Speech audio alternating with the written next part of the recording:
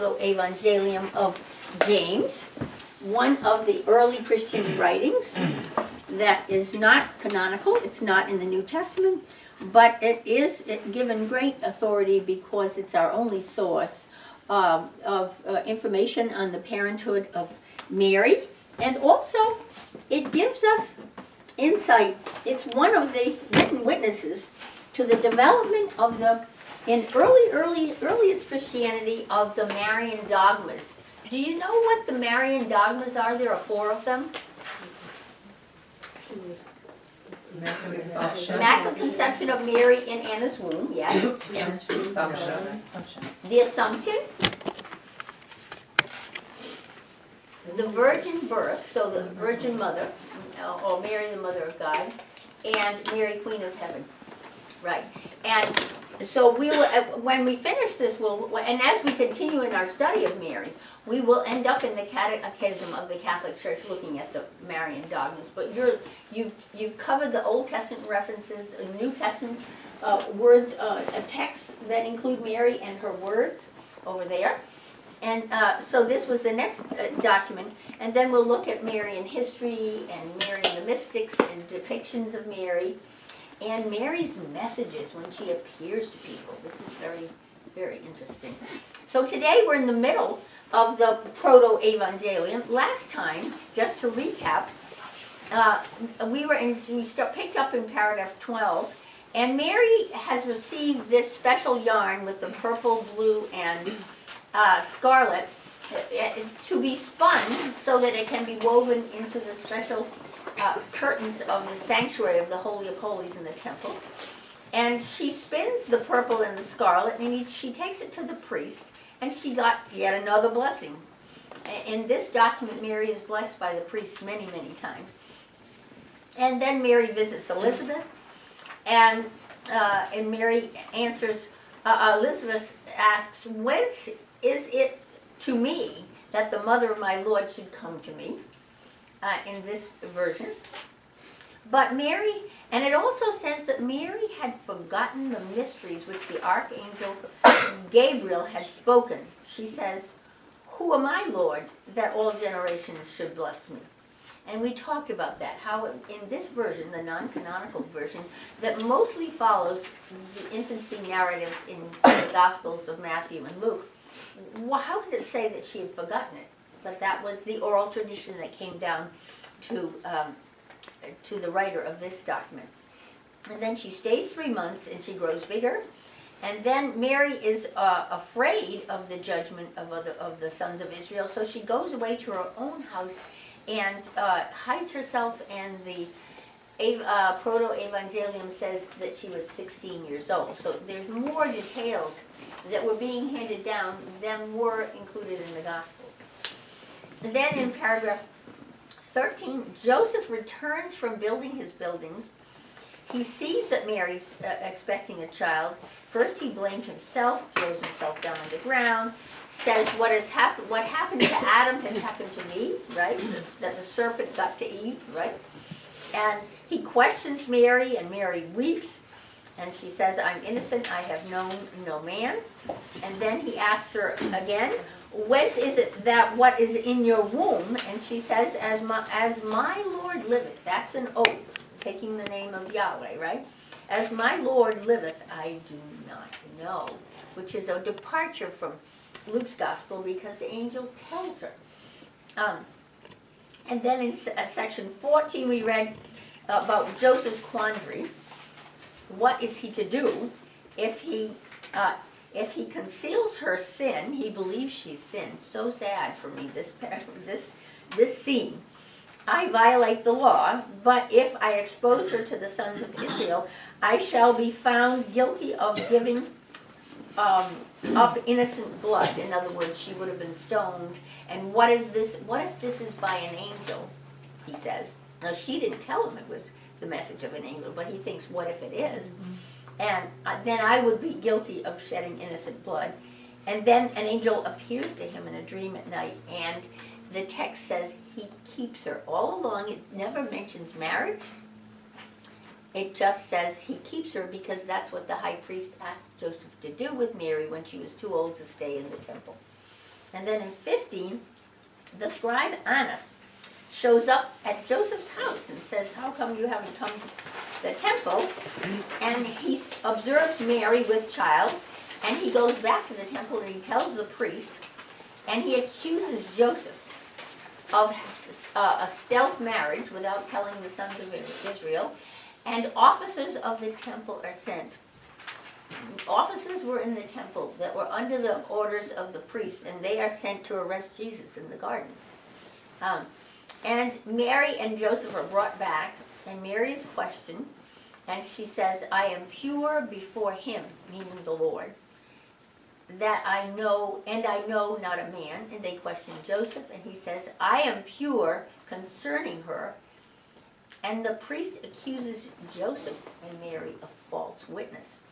And then in chapter 16, we had this fascinating passage where, in order to test the veracity of their statements, they are made to drink the water of the ordeal. And in our Bibles, we looked that process up in Numbers chapter 5, 12 and following.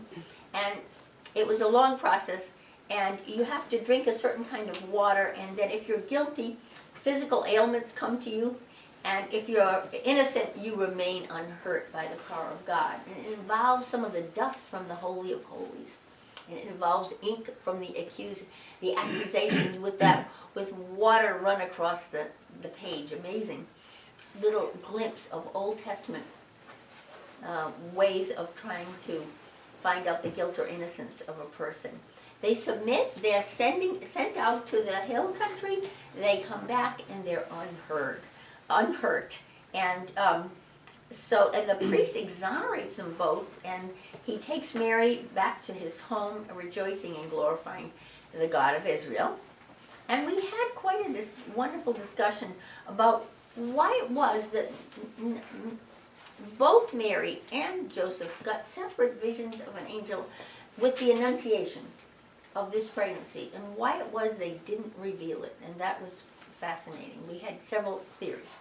So we pick up today. One was that if they weren't believed, it would be considered blasphemy for them to say this. Much like later when Jesus reveals himself, and he's, or indirectly calls himself the Son of God and claims to forgive sins, he is accused of blasphemy. So we pick up today in section 17. And before we start, are there any questions based on what we did? Did anything occur to you over the week?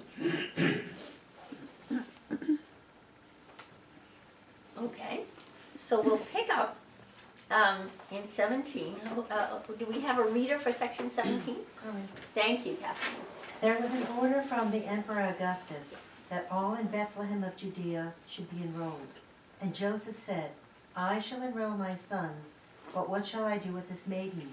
How shall I enroll her? As my wife? I am ashamed. As my daughter, then? But all the sons of Israel know that she is not my daughter. The day of the Lord shall itself bring it to a pass as the Lord will. And he saddled the ass and set her upon it, and his son led it, and Joseph followed.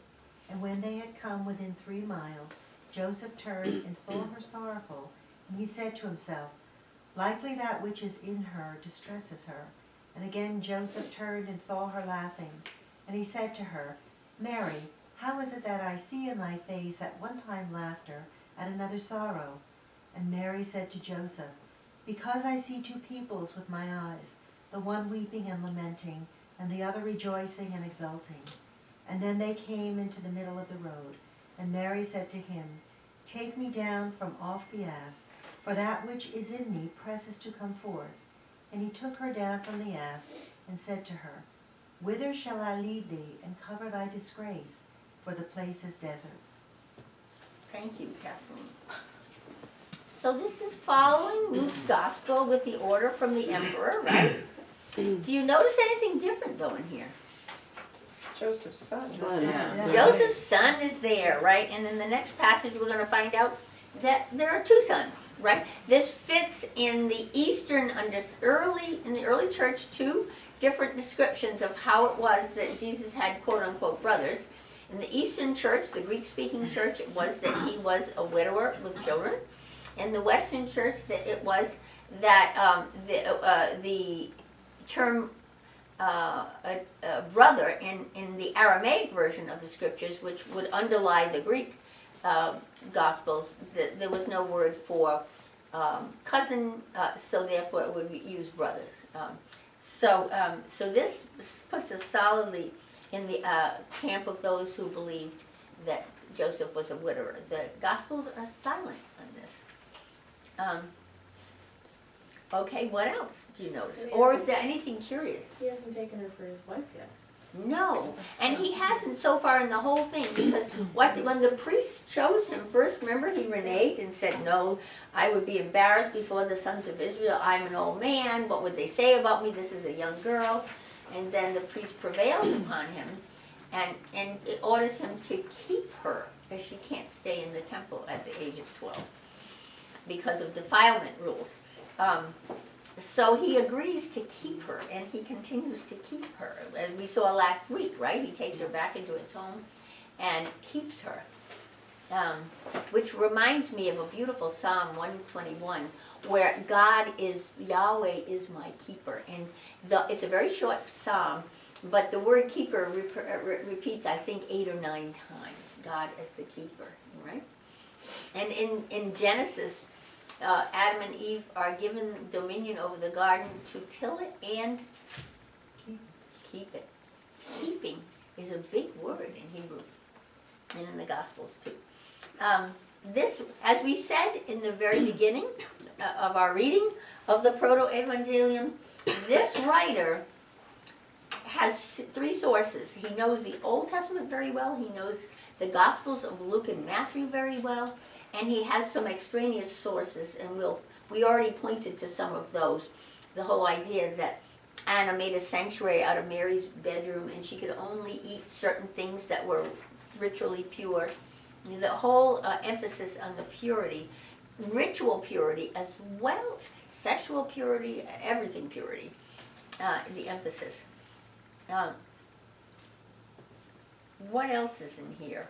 See, when Joseph turned and saw her sorrowful at one moment and then laughing at another, and then she talked about how she had, I guess, this vision, okay, of 2 people, one weeping and one lamenting, and I'm wondering if she didn't have a vision where she could see the death of her son, and then again the resurrection. The writer seems to suggest that she sees something, that's a vision, right? So yes, I would agree. There's what we call intertextuality in Bible studies. If the more you read the Old Testament and then you read something like this or the New Testament, your ears ring a little bit, and you recognize something. She says, I see 2 people in my eyes. Who in the Old Testament, in the patriarchal period, talked about having 2 nations in my womb? Do you remember? Rebecca, wonderful, that's great. She said that they were fighting with each other, Jacob and Esau, before they were born, right? And they do become the ancestors of 2 different nations. Esau of the Edomites and Jacob, of course, of the whole nation of Israel. But in this case, she doesn't have twins in her womb. She has a vision, just like you said, Rick.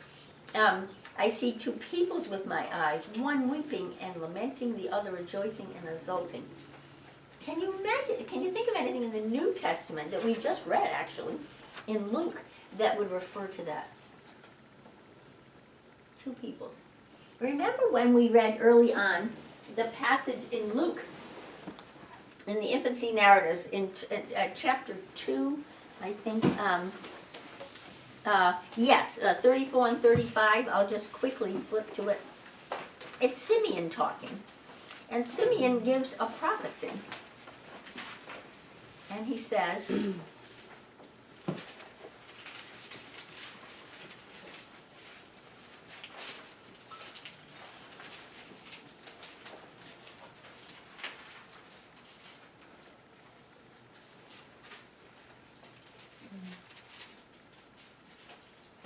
this child is destined for the falling and rising of many in Israel.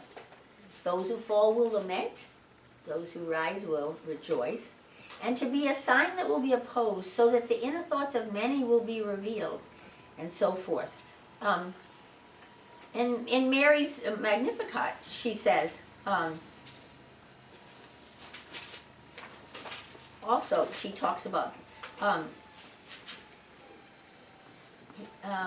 he has scattered the proud in the thoughts of their hearts. He has brought down the powerful from their thrones. Here, those at the arrival of the Savior, those will lament.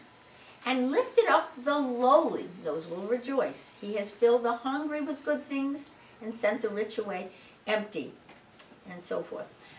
Speaking about the mercy of God, Jesus comes in mercy.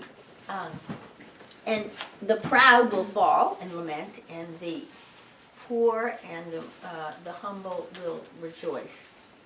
Now, in that interpretation, I'm following Professor Michael Kloss from the University of Ottawa, his book on the Book of Mary that I ordered online and read. It's one of the few commentaries. There are almost no commentaries on this book. Yes. So she has that kind of a little vision. What about up in the fourth line where Joseph is trying to decide how to enroll, and when he takes her, and as my wife, I'm ashamed. As my daughter, all the sons of Israel know she's not my daughter. And then he ends up where? The day of the Lord shall itself bring it to pass, as the Lord will. What does that mean? That's quite an enigmatic statement. I've puzzled over it a while. Maybe you can help me out. I just felt like he was giving it up. Yeah. Giving it up in what way? To God. To God, Yeah, yes. that'll be what it. Vicky God says, say. Vicky says he is giving it up to God as he wills, right? It's kind of like what Mary says in the scriptures, may it be done to me according According to to thy thy will. will. Yeah. Let's just, I'm going forward in faith. Look where God's taken me so far. And it will, let it, what's the exact word? The day of the Lord shall itself bring it to pass as the Lord will. Okay, so I agree he's giving it up to the Lord and saying, let it be done according to your will. But why does he say the day of the Lord shall itself bring it to pass? Remember this is, the day of the Lord is so important to the humble of Yahweh who are awaiting the birth of the Savior. At the beginning of the Gospel of Luke and other Gospels, the faithful who come to Jesus by night are still waiting for the day of the Lord. The Essenes were waiting for the day of the Lord. The powerful and the mighty and the Roman collaborators weren't waiting for the day. It takes fear of the Lord, profound wonder at the power of God, to be thinking always of the day of the Lord. But it's why Jesus told us to be vigilant with so many parables. So he says, the day of the Lord will bring it to pass as the Lord wills. Wow. How, can you put those two things together? Giving it up to the Lord in the day of the Lord, which was going to be a finite day, which would take everyone by, like a thief in the night, by surprise. What do you think he's thinking? That he'll be judged at that moment, and then, The then he'll figure out the. He will know when the Lord reveals himself when he comes on earth, which is what the Old Testament prophets taught the day of the Lord was. There was so much iniquity and so much injustice that seemed to go unpunished by God, that the hope was put forward into the future. When the Lord comes, all accounts will be settled. That's what all the prophets say, right? And especially the minor prophets that you know about, right? Baruch and Haggai and Zephaniah and Micah, there's so many of them, Malachi. They talk over and over, line by line, the day of the Lord is coming, right? When all things, and God will rule on earth, and there will be no more injustice, right? And the people on earth at the time of the birth of Christ were waiting very impatiently for the God's coming. And sometimes the day of the Lord and the idea of the Messiah were conflated into one event. And so we could argue that Joseph is one of those who's saying, the Lord's coming any minute. I'm not gonna worry about this. It will all be revealed. What is the Lord up to? The day of the Lord will bring it to pass, and then I'll know. What do you think of that interpretation? I like it. Some of it though just seems like kind of what Vicky was saying, a little more immediate. Mhm. Like, well, I'm not quite sure, but it's going to happen. I'm going to trust in God. And he's It's just going like- forward, and he doesn't Yeah. even have a plan. Right. Does that remind you of any of the dictums of Jesus in the New Testament? Do not worry. Yeah, when Don't Vicky let sends your the heart disciples out and just take Tomorrow- one clothes. Tomorrow will and take care of itself. Don't worry Exactly. about the food, don't worry Right, about and they'll what bring you you're before princes and kings, and do not worry what you are to say, right? Same thing. A beautiful thing. Hard to do, right? So we have the two peoples in her eyes. Take me down from the ass, for that which is in me presses to come forth. And he takes her down. Whither shall I lead thee and cover thy disgrace? For the place is desert. Not meaning desert, but deserted. Nothing, no one there. Right. Any more thoughts before we pick up in section 18? And so Just here, that he accepted this pregnancy and now, I didn't like that he called it a disgrace when it was Ah. actually time to give Yeah. birth. That word You know, bothered you. I have been unable to find either a Greek or a Latin text online, so I could show you, but this is a translation issue. Just like we saw before when it said the undefiled daughters of Israel led her astray, and there I found in his translation that the Latin is divertere, and it means to entertain as well as to divert, right? Cover your disgrace means make you decent, not have you exposed, all right? Okay. That's gotta be it. I like the last question from St. Joseph. Where shall I lead thee and cover thy disgrace? I mean, he's turning to her for her wisdom, okay? She's the seat of wisdom. Isn't that amazing? He's not making all the decisions. Yeah. Where should I take you? You know, I'm gonna take you someplace, I'm gonna take care of you, and I'm gonna make sure that no one sees you. For a Jewish woman to give birth, there would be no males present, there'd be a midwife, right? It wasn't considered correct to have a male in a birth, right? Although, with the exception being way in the earliest days of the patriarch, there's a tradition that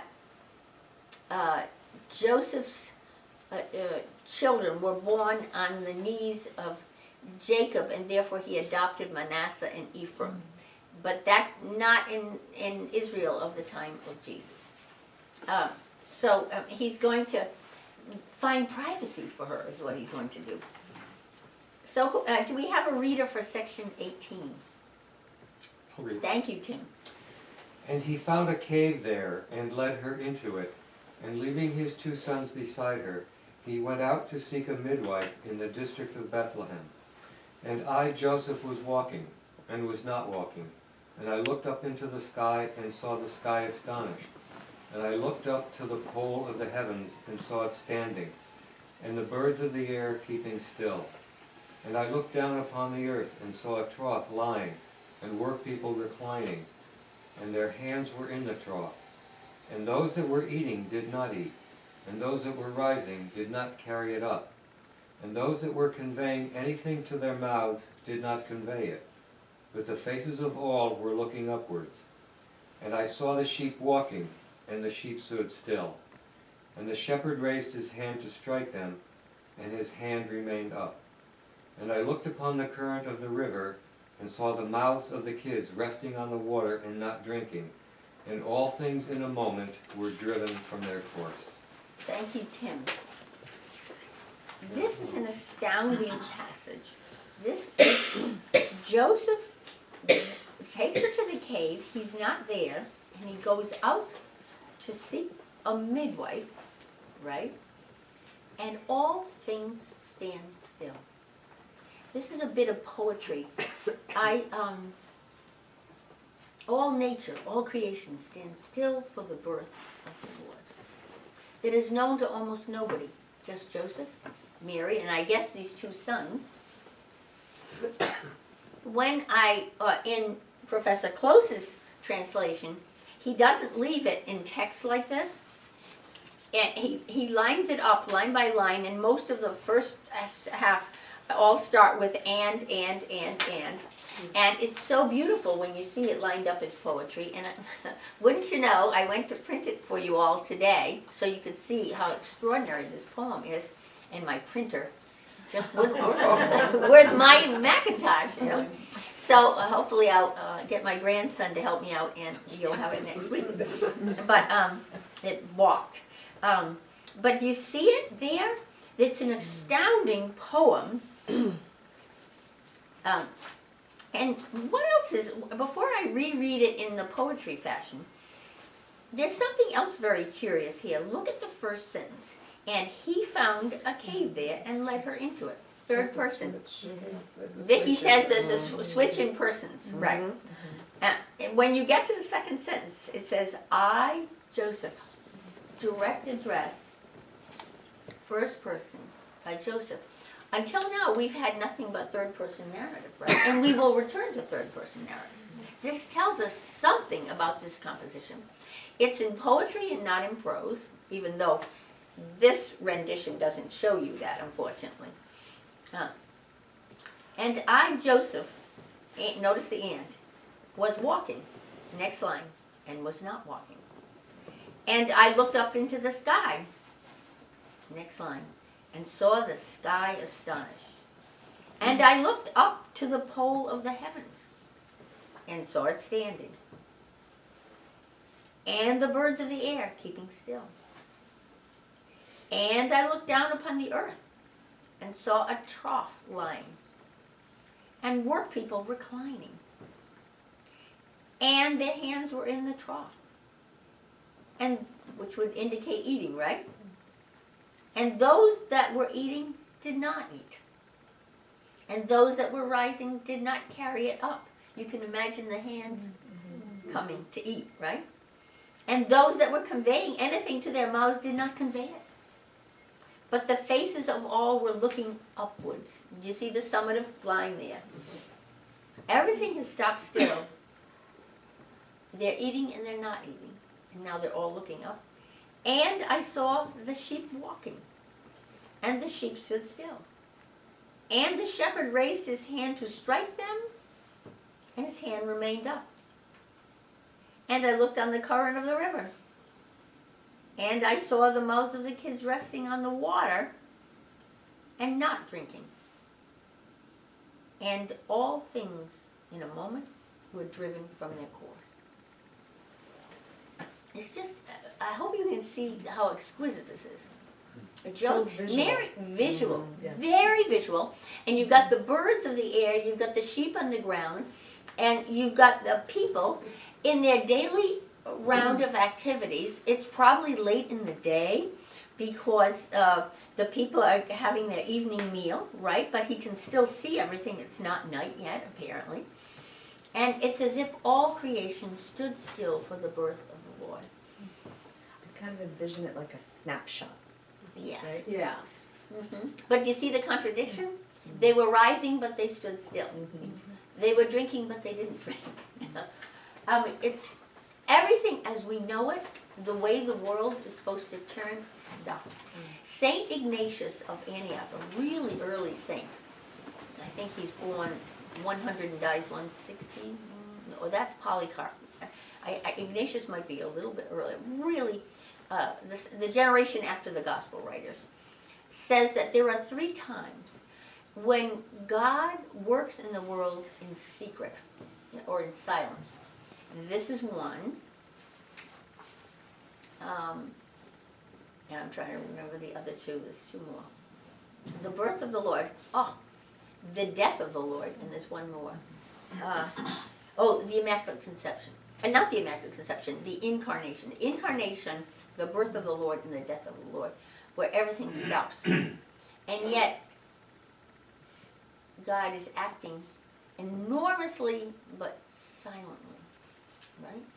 So people at the when Mary conceived, Mary only knew because the angel told her, but a wondrous thing had happened. God had entered his own creation and taken on flesh, right?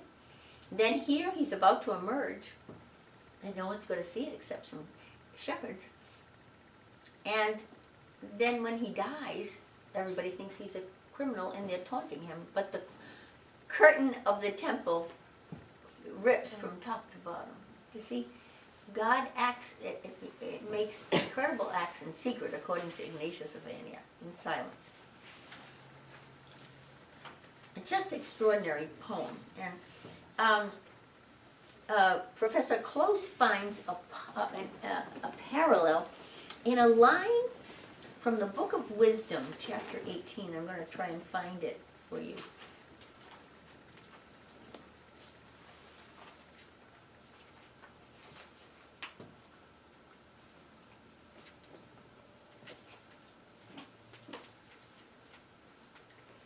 Let me see. Hope I can find this. Oh, I keep missing Wisdom. Tobit. Oh, that's Wisdom of Solomon. Sorry.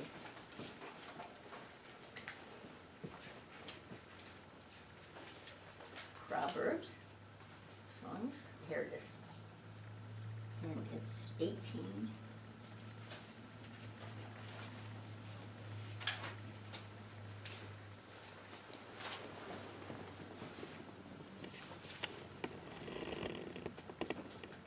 Has anyone found it ahead of me?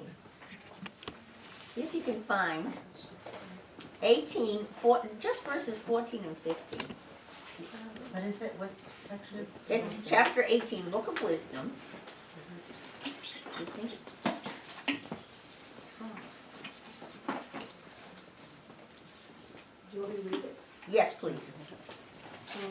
For his soul was pleasing to the Lord, therefore he sped him out of the midst of wickedness. But the people saw it and did not understand, nor did they take this into account. I'm sorry, was that the right thing? No, that's the wrong wisdom. Okay, Wisdom 18. I'm sorry.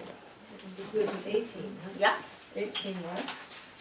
verses 14 and 15. Okay, I've got it now. Let's try again. Yeah? Sorry. For when peaceful stillness compressed everything, and in the night, in its swift course, was half spent, your all-powerful word from heaven's royal throne bounded a fierce warrior into the doomed land. Did you hear it? In peaceful silence in the night. What was the last line? You're all powerful. Your all-powerful word from heaven's royal throne bounded a fierce warrior into the doomed land. Your all powerful word from heaven bounded a fierce warrior into the land. That's Jesus, right? You see this incredible intertextuality that we have in God's word? In the New Revised Standard Version, it reads, "For while gentle silence enveloped all things, and night in its swift course was now half gone, your all-powerful world leapt from heaven, from the royal throne, into the midst of the land that was doomed." Wow, wonderful translation there. Did you read it again, Rick? Loud. For while gentle silence enveloped all things, and night in its swift course was now half gone, your all-powerful world leapt from heaven, from the royal throne, into the midst of the land that was doomed. Isn't it beautiful? The word in the beginning was the word, and the word came down. Right.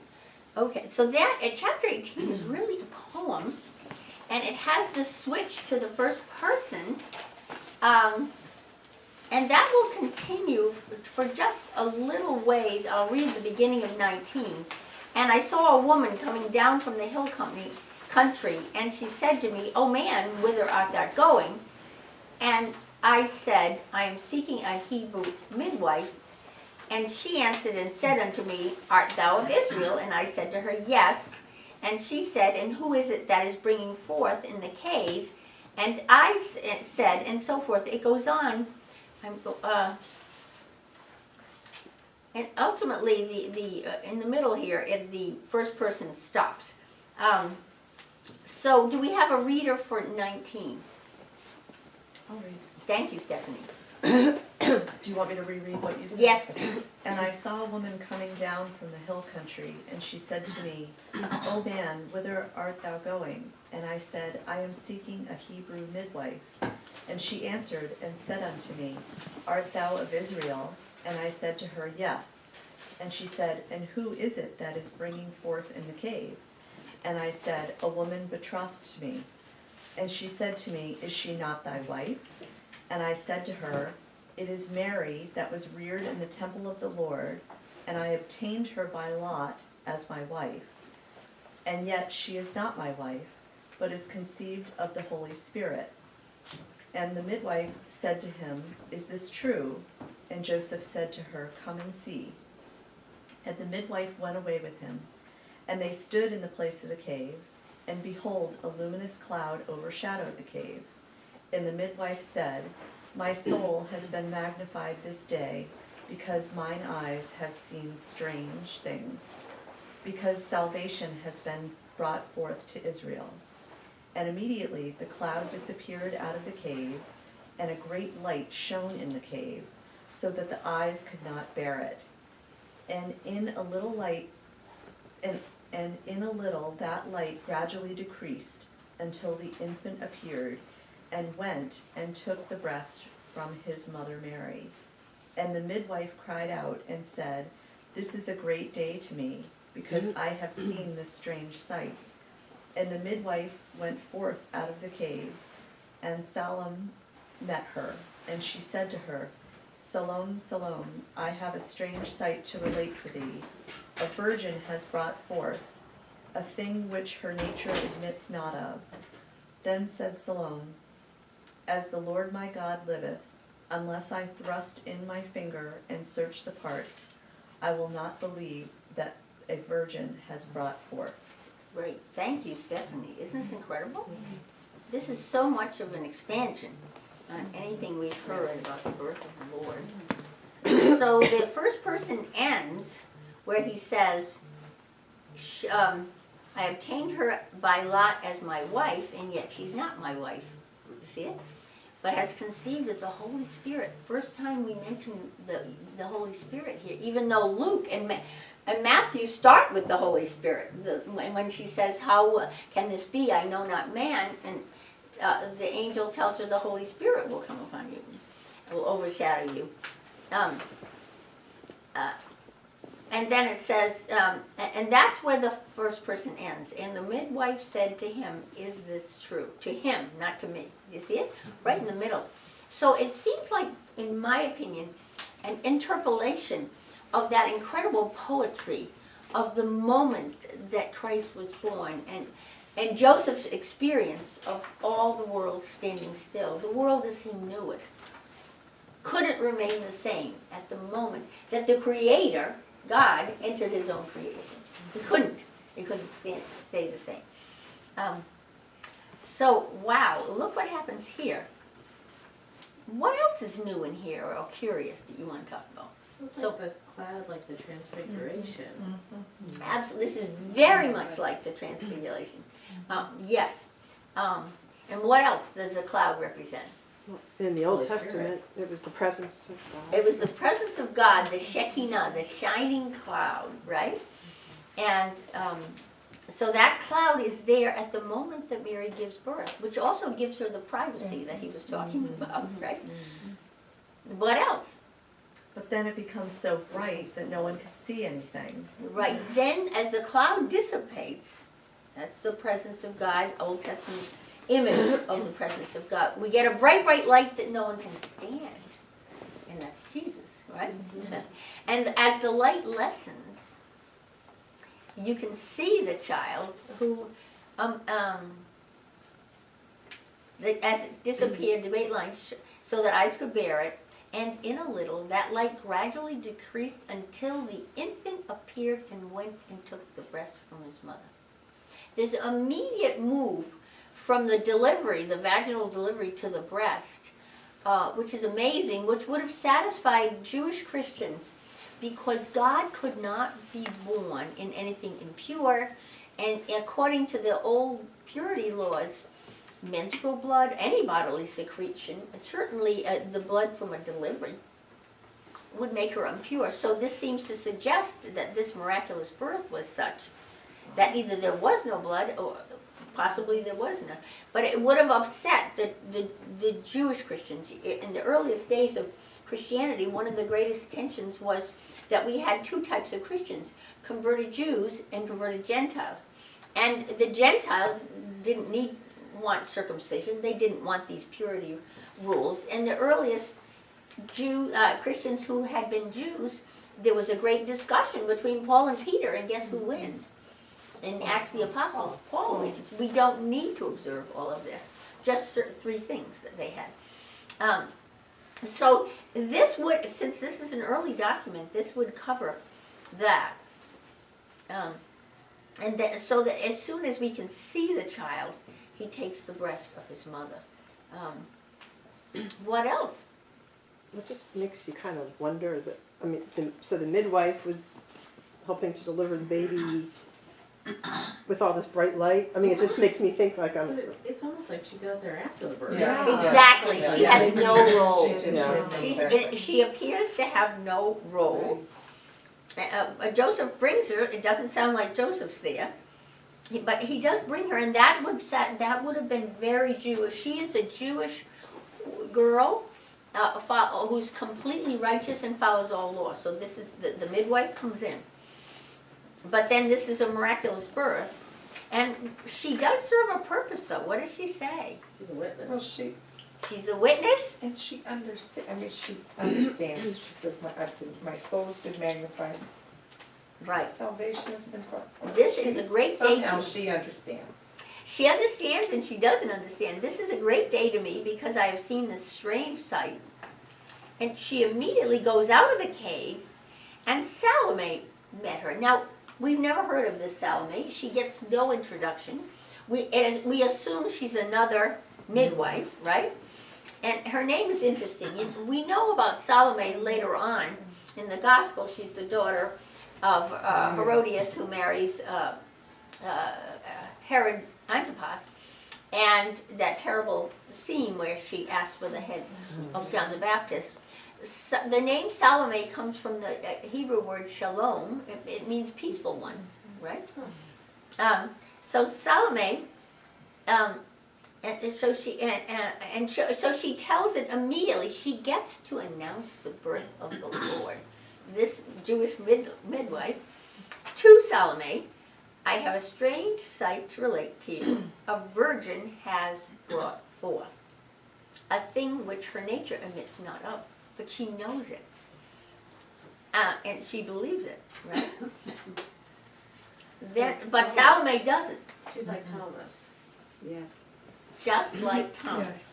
Unless I thrust in my finger and search the parts, I will not believe that a virgin has brought forth. Just like Thomas. Direct parallel by this author to Doubting Thomas, right? Direct parallel. I don't know about you, but I feel sorry for Mary. I do not want people reading Right. about a pelvic exam Right. in my nativity scene. So in historically, Professor Close says there was reaction against this section. They wanted it, some people wanted it excised, that it shouldn't happen to our Blessed Mother. Maryann, Yes. I was just curious, why the older Jews, the old people, would consider something that is so natural as bleeding from menstrual period, bleeding from the birth, an amniotic fluid. If that is so natural and pure, why would it be considered impure when it's so natural and universal Yes. to propagate people? Yes. I don't know the root question you're asking is why is blood in the Old Testament considered impure? Yeah. It says in, I believe it's Genesis, that in the life principle, what made each human alive was contained in the blood, right? So number one, it's part of a larger doctrine that therefore you could never shed blood, with one exception, unless it was an animal that was being offered to God, and it could only be done by the priest who was ordained and anointed, right, by Moses, and then a direct descendants, hereditary lineage of priests, and only they could. And when they did shed the blood of an animal, right, blood was collected in basins because it was considered holy, and it was sprinkled around the altar and even the Holy of Holies. So blood, but any other blood, and then that was collected and burned, I think. There's a long history to this in Exodus and Leviticus that describe it. Any other shedding of blood was totally unlawful, but just going back to your statement, birth is a natural process instituted by God. I think the development of the purity laws is a separate entity to what later on Jesus will say.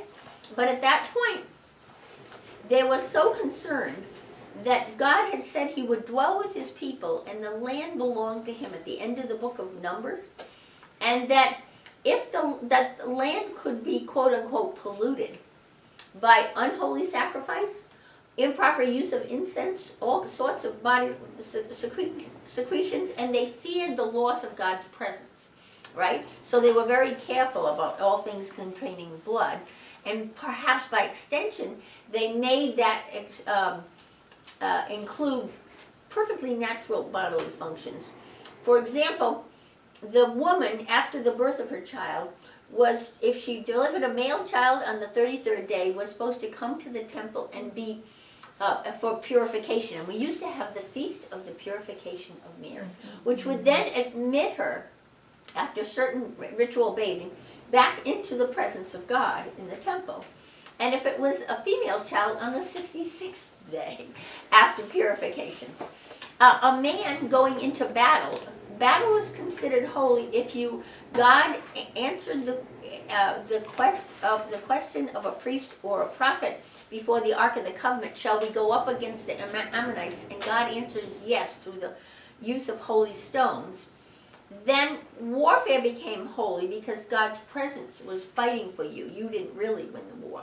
And since God was with you in the war, guess what? Soldiers could not have sexual intercourse with their wives for a period of time before they went to war. All again, but the whole idea that God's presence was somehow biological, physical, and a ritual impurity made him leave, such as oil and water don't mix. Are you still with me? But it still doesn't get to the root problem of, all right, we understand how shedding of blood of animals that was not sacrificed to God was unlawful because the life principle created by God was in that blood and you were just letting it go on the ground. Okay, I can see that a Right. little bit, yeah. Right. And definitely the sacrifice of children, which went on in ancient Israel and other countries around there, was terribly the most impure thing. But it doesn't get to the root problem of the God-created nature too. And Jesus takes these purity laws and says nothing is impure that comes that you put into your body. Speaking of food, now he doesn't get into other bodily functions, only what comes out of your heart. But he does take the purity laws and flip them, right? But I don't think I can never fully answer that question. It's one of the great mysteries. Why blood? Why bodily fluids? Sounds like Jesus came just in time to save them Yes. from illogic. Yes. Well, another way to put it is God's revelation. If I had a long blackboard, and I used to do this, and not only would I do the Bible timeline, but under it I would draw a line about the progression of divine revelation through Scripture. You know, there's so much. God only, we creep before we walk. And St. Paul says this in Romans. And so God's revelation, they needed the law like a playpen to hold them in. But through the law, St. Paul says, they also learned about sin. And then through original sin, they wanted to break the law, right? The inclination of man to do the opposite, like a child wants to have the cookie if he knows it's in the cookie jar. And so that so divine revelation is progressive. That all the way up to Jesus, for the most part, the Jews had no idea of life after death, right? They thought they wanted God's justice here and now on earth, because after that you just went to the pit to Sheol. And in Jesus, we learn about the resurrection of the body, although some Pharisees ahead of Jesus, we don't know how much ahead of Jesus this went on, did already believe in the resurrection of the body. And we know that there's life after death and there's a judgment after death. That's all part of that incredible progression of divine revelation. And we say that divine revelation is complete and full in the gospel, in the revelation of Jesus Christ. So looking back to your question, if they knew the fullness of God's truth, they wouldn't have needed the Messiah to come. And you see? And bring it all up to date. I'm watching the time. Okay, we're good.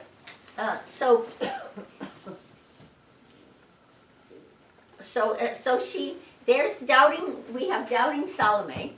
There's something else here that's very important for the earliest audience for this document. We don't have one midwife, we have two midwives. Why? Two witnesses. Two witnesses. The book of Numbers requires that no one can be judged on the basis of one witness. There have to be two, right? Okay. And there they are. We've got the witness of two individuals. One named midwife and one unnamed midwife. Okay, and now I want to tell you something very curious. Section 20. There are two main commentaries that I've consulted. One by a Frenchman who wrote it a long time ago in 1910, named Amand, Émile Amand. He wrote it in French. And then when Professor Claus wrote this one only recently, I think it's 2016, he's writing it against some of the things that when Professor Anand marginalizes this document for a lot of reasons. And he reinterprets it so that it's not marginalized. And one of the things that he says is he believes that originally, and with very good verification, that Section 20 was the original end of the story, and except for the very end of 24, which is really the author's signature, and I, James, that wrote this history in Jerusalem, and so forth. He says that's original, but 21 up until that last paragraph, he thinks is an addition, and you'll see why as we come to it. He believes this is 20 is the end of the original story, and the earliest document that we have, which is in the Bodmer Museum, was discovered in Egypt and brought to Bodmer, I think is in Switzerland, but I'm not sure. It doesn't have these extra passages. That's a pretty good witness if you have a parchment like that. So go ahead. Who will read 20 first? I'll read. Thank you, Shayla. And the midwife went in and said to Mary, Show thyself, for no small controversy has arisen about thee. And Salome put in her finger and cried out and said, Woe is me for mine iniquity and mine unbelief, because I have tempted the living God. And behold, my hand is dropping off as if burned with fire. And she bent her knees before the Lord, saying, O God of my fathers, remember that I am the seed of Abraham and Isaac and Jacob. Do not make a show of me to the sons of Israel, but restore me to the poor. For thou knowest, O Lord, that in thy name I have performed my services, and that I have received my reward at thy hand. And behold, an angel of the Lord stood by her, saying to her, Salome, Salome, the Lord hath heard thee. Put thy hand to the infant, and carry it, and thou wilt have safety and joy. And Salome went and carried it, saying, I will worship him, because a great king has been born to Israel. And behold, Salome was immediately cured, and she went forth out of the cave justified. And behold, a voice saying, Salome, Salome, tell not the strange things thou hast seen, until the child has come into Jerusalem. Thank you.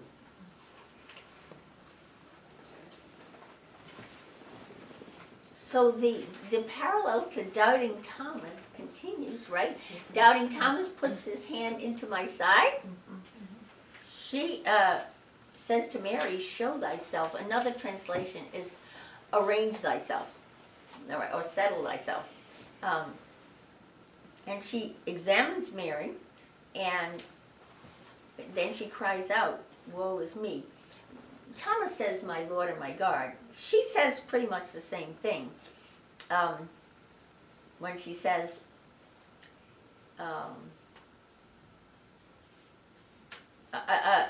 great king has been born to Israel. She acknowledges him as Messiah, right?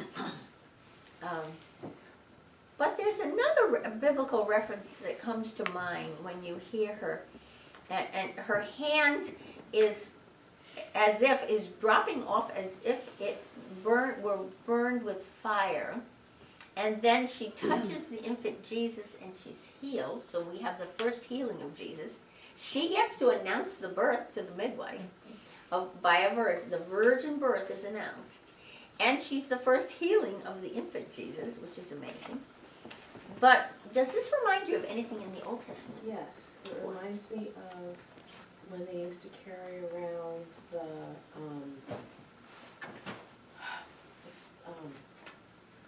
The ark? the ark, and that, you Yes. get near it.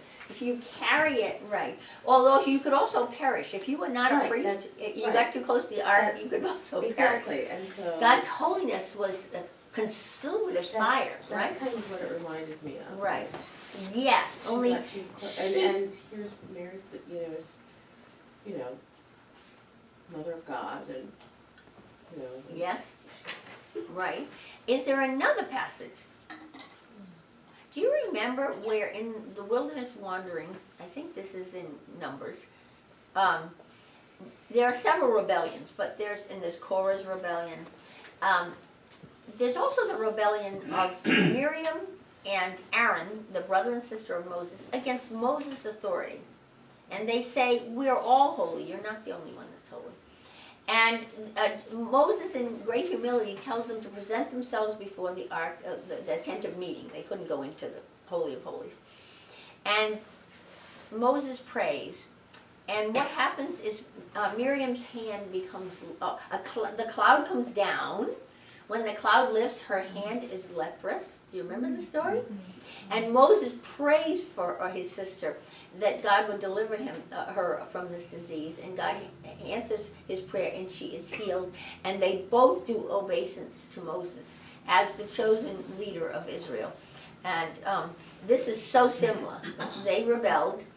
This one doubted, and now something happens to her hand. So this writer is taking parallels. He's borrowing widely from the Old Testament. And carried it saying, I will worship him because a great king has been born to Israel. So we get her prayer of faith. And she goes forth from the cave justified. That rings a bell too in the New Testament. Who is it that meets Jesus, is healed, and comes out oh no, it's this parable of the publican, the Pharisee and the publican. And the one who beat his breast, and he sat in the back of the temple and said, Lord, have mercy on me, a sinner. And the Pharisee goes up and says, I don't do this, I'm not like these other people. Right. And it's the humble one that goes out justified. And she is justified too.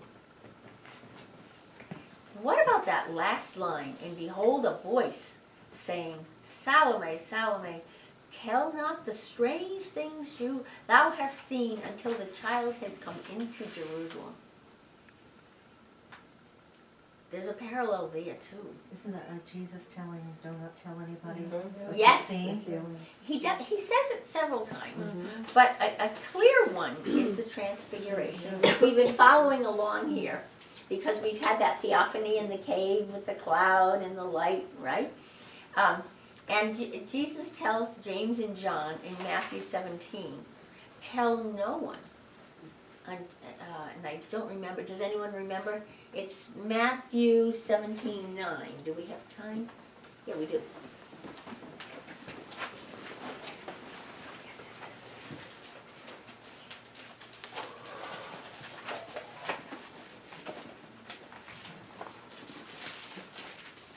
As they were coming down the mountain, Jesus ordered them, "Tell no one about the vision until after the Son of Man has been raised from the dead." Tell no one. So they were given an extraordinary vision of the glory of God before he had ever even died or risen from the dead. Jesus in his glory. And tell no one until the child has come into Jerusalem. When is the child going to come into Jerusalem? On Sunday. That's one of them. And Yeah. then followed by the Passion and the Resurrection. Is the temple that where Simeon is that it? The presentation in the temple happens earlier, but both would work. The whole idea of one echoing another. I would vote for the idea that this writer is suggesting that he's about to go up to Jerusalem because you had on the 33rd day, you had to present the child and his mother in the temple for the purification of the mother. And so that's what it sounds like. Don't tell anyone until... The temple is an important figure here. If Jesus is God, as we all believe, and as this document clearly shows, he needs to, the temple is for Jews, was the locus of the presence of God. So Jesus, humbly delivered in a cave, in short order will be brought into his own temple, into the presence of God, because he is God. God will enter his temple on the, not on the literal level, but on the allegorical, well, it's literal and allegorical and tropological, all the levels of biblical interpretation. And at the presentation, God enters his temple. The Son of God enters his temple. See, I'm thinking here, though, that the Jews at the time were expecting a Messiah. And we know in this story that later on, the Magi, they come, okay, and tell Yes. Herod, and, and then Herod, gives out the order to slay all Yes. the children born. So, I mean, and here I could see, the Holy Spirit, telling Salome not to say anything until the child has come to Jerusalem, because, people are expecting a Messiah, and that might put the child in jeopardy. Mm-hmm. I think that works too, right? And the very next section, which Professor Kloss argues is an addition based on earliest manuscript, will tell about the threat to Jesus and the slaughter of the innocents in the flight into Egypt. So yes, that works too. Tell not the strange things thou hast seen. What's missing from this scene? That's in Matthew. Shepherds. The shepherds are not there. We have two midwives instead. Isn't it extraordinary? But they function as witnesses to what? This writer cares about something greatly. The virginity. The virginity, one of the four Maryann dogmas, and also her ritual purity. No issue of blood with the birth. It's extraordinary. So he wants to, and he's how else could you, for early Jewish converts, convince them that there was a virgin birth, but two midwives examining Mary? See it? That is the concern of this writer. And I will repeat for everybody what I said a couple of times ago. Since this is not canonical in the Gospels, it's not in the Bible, New Testament, we don't have to believe all of this. Although I think traditionally it has been incredibly edifying for people to read this. Especially that poem of the world standing still at the birth of Jesus. An amazing poem. And the emphasis on, and it, as a historical document, it proves that in earliest Christianity, there was the belief in the virgin birth, right? So we have, about 6 minutes, so we can get through section 21. Do we have a reader for 21? I'll be Maryann. Thank you, Vicki. And behold, Joseph was ready to go into Judea. And there was a great commotion in Bethlehem of Judea, for Magi came, saying, Where is he that is born King of the Jews? for we have seen a star in the east and have come to worship him. And when Herod heard, he was much disturbed and sent officers to the Magi. And he sent for the priests and examined them, saying, How is it written about the Christ? Where is he to be born? And they said, In Bethlehem of Judea, for so it is written. And he sent them away. And he examined the Magi, saying to them, What sign have you seen in reference to the king that has been born?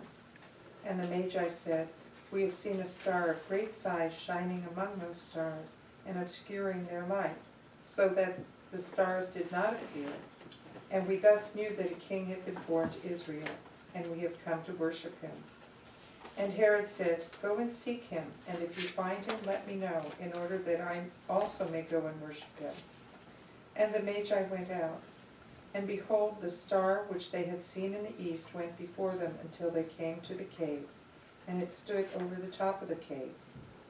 And the Magi saw the infant with his mother Mary, and they brought forth from their bag gold and frankincense and myrrh. And having been warned by the angel not to go into Judea, they went into their own country by another road. So this section, how would you characterize this? Right out of Matthew. Straight out of Matthew. Oh my goodness, yes. It's almost word for word. Do you notice anything curious in the first line there? Behold, Joseph was ready to go into Judea. Is it Bethlehem in Judea? Bethlehem, Carol rightly says, isn't Bethlehem in Judea? Absolutely. This is one of Professor Close's arguments, besides the parchment argument, that this is of another hand. The other writer knows his geography. This is a geographical error, right? Bethlehem, if you go there today, is a suburb of Jerusalem, right? And you go through a gate, and because it's on the other side of the wall that separates the West Bank. So he seems to really mean, behold, Joseph was ready to go to Jerusalem, but he uses Judea. Now, Jerusalem also is in Judea, but so is Bethlehem. So that's one clue that this may be from another hand, another author. And word for word. And they said in Herod asks, how is it written about the Christ? Where is he to be born? And they said, in Bethlehem of Judea, for so it is written. And that's, you know where it's written? Where is it written? That from Bethlehem would come the Messiah, the King. Not Isaiah. It's in Micah, chapter 5:2, and I have it in front of me. But you, O Bethlehem of Ephrathah, who are one of the little clans of Judah, from you shall come forth for me one who is to rule in Israel, whose origin is from of old, from ancient days. Therefore he shall give them up until the time when she who is in labor has brought forth.